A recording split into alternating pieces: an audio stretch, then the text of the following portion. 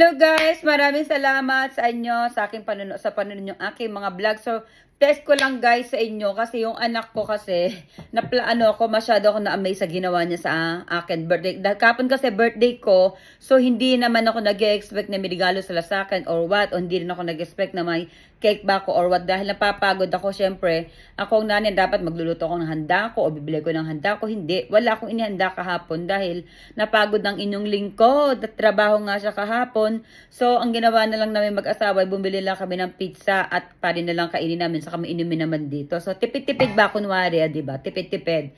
So, guys, na-amaze lang ako kasi ko sa anak ko dahil, hindi ko alam, nagche-check pala siya ng magamit ko dito sa kusina. Hindi ko rin alam na tinitinan niya yung mga dapat kong magamit ko dito. So, narinig na kasi nakararaan na, ang sabi ng asawa ko, itapon mo na yung mga luma mong kaldero, luma mong kawali dyan, dahil palitan mo na, at kasi ang papangit na at saka luma na, dahil marami pang sunog-sunog, sabi ng asawa ko. So, sabi ko ba, hindi, ako sayang pa kako, kung itatapo ko siya, sayang naman, o diba? Nanghinangan ko kasi, di ko pa maitapon yung gamit ko, dahil wala pa akong pamalit at di pa ako bilang pamalit talaga.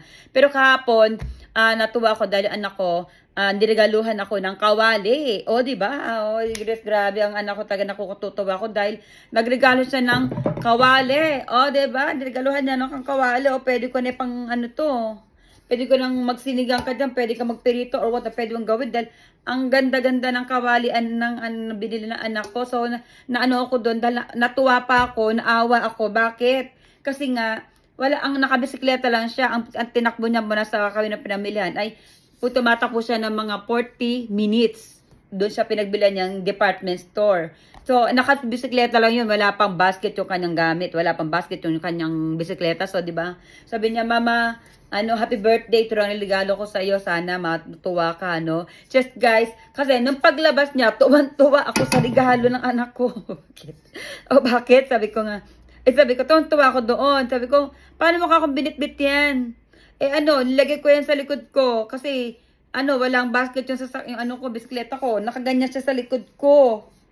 Ayan.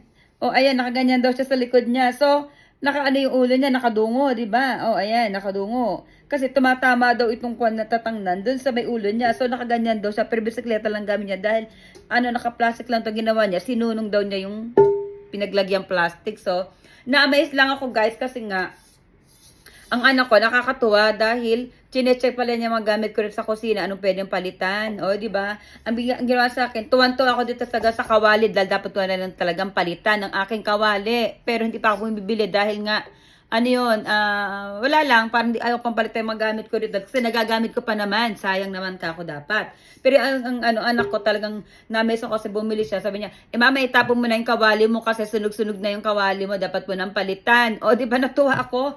O, new kawali versus old kawali na maraming sunog-sunog na yan. O, dapat mo na palitan nito, o, di ba? Nakakatuwa lang kasi na-amaze ako dun sa anak ko dahil nga, ayan na, itsura niya, gupit, inano ko na siya. Papalitan ko na talaga ang kawali ko. Ito, may regalo na yung anak ko.